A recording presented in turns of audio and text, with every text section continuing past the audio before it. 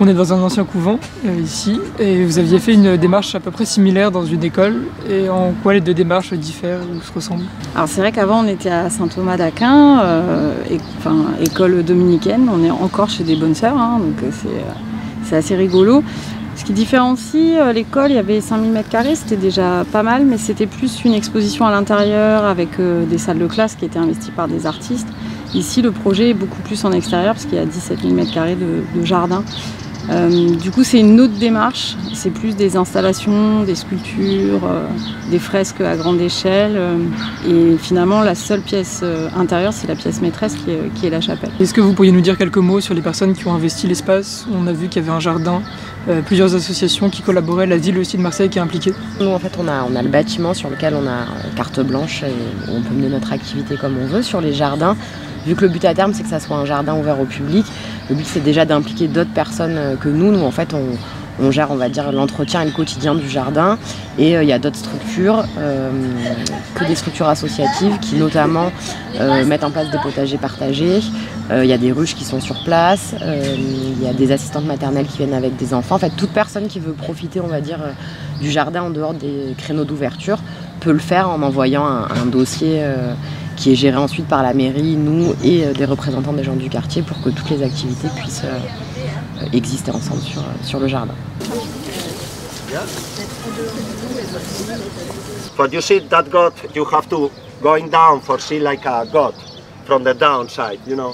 And for you, and if you go up and you are here with like the rest of human beings, you are like her. And if you see the back of her, his place for the heart is completely empty.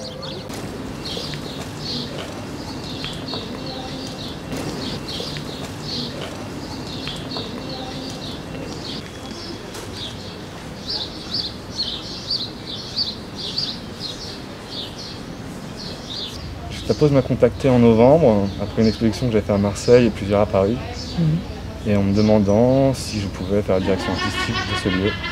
Et j'ai accepté tout de suite en voyant la chapelle et les extérieurs. D'accord. Et on a travaillé en collaboration pendant 6 mois sur tout le projet. Et pourquoi globalement, principalement à l'extérieur? C'est le seul espace qu'on avait. Et les intérieurs ont été pris pour les ateliers. Justapose à 90 résidents. Et donc il ne restait plus beaucoup d'espace à part la chapelle à l'intérieur. Et voilà. L'extérieur, c'est une exposition éphémère, donc on ne veut pas non plus dénaturer l'endroit. On ne voulait pas tout repeindre, on voulait que ça reste assez léger par rapport à un lieu qui est déjà très beau et classé presque, qui devrait être classé rapidement. Voilà. D'accord. Et à propos des œuvres, on a l'impression qu'il y a quand même pas mal d'hommes, peut-être plus que de femmes. C'est peut-être juste une impression pour l'instant. C'est assez général en fait dans l'art. Hein. Il y a souvent plus d'hommes, c'est un monde d'hommes en général. Mais non, il y a beaucoup de femmes finalement. J'ai essayé d'avoir... je travaille qu'avec des amis. Et j'ai beaucoup d'amis femmes artistes. Et dans le lieu, j'ai réussi à Fefe Talavera, qui est la plus grande street artiste brésilienne, femme, photographe Marie Potosny, qui est une super photographe, reporter, qui va dans des mondes d'hommes. Elle travaille sur les passeurs, elle travaille sur le lieu de l'Afrique, c'est que des mondes d'hommes.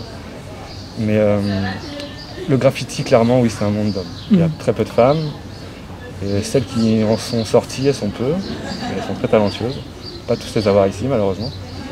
Mais dans un couvent de femmes, oui, il y a beaucoup d'hommes dans notre couvent. Donc vous parlez de subtiles frontières entre l'art urbain et l'art contemporain. C'est ça. Quelles sont les différences un peu entre les... L'art urbain se trouve dans la rue. L'art contemporain se trouve pour la plupart du temps en galerie ou en institution. L'art urbain a un contexte dans la rue. Et ici, on présente des artistes qui ont contextualisé tout leur travail dans la rue. C'est pas des gens qui l'utilisent comme un prétexte. C'est vraiment des gens qui réfléchissent via la rue et qui rendent leur travail contemporain donc, à travers les lieux où ils interviennent. D'accord. Qu'est-ce que vous avez demandé en quelques mots aux artistes que vous avez convoqués? Et comment vous les connaissez? De rester eux-mêmes, de pas trop réfléchir au passé du lieu, de s'y intéresser si vraiment c'est un sens dans leur installation, mais pas de faire un couvent numéro 2. L'idée c'était vraiment de venir avec quelque chose de frais et d'irrévérencieux face au passé de ce lieu qui était plein de codes, plein de dogmes. Et pour beaucoup de gens, quand on rentre ici, on s'arrête à ces codes et on respecte le lieu via les codes du passé. Et l'idée ici c'est vraiment ne pas hésiter à montrer que le païen a beaucoup plus de place peut-être dans le cœur que la religion catholique.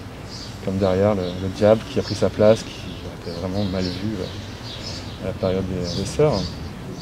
Une dernière question peut-être, pourquoi être masqué? Enfin, ne pas nous montrer votre Ça, c'est parce qu'on fait du show.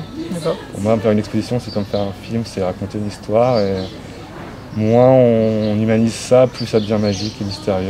Et voilà. D'accord. Et puis Pour le mystère. Pour le mystère, et puis pour plein de raisons sociales actuelles aussi, D'accord. de data. Et Je comprends. puis pour jouer un peu avec le public, déjà. Ok, merci. Voilà. Merci à vous.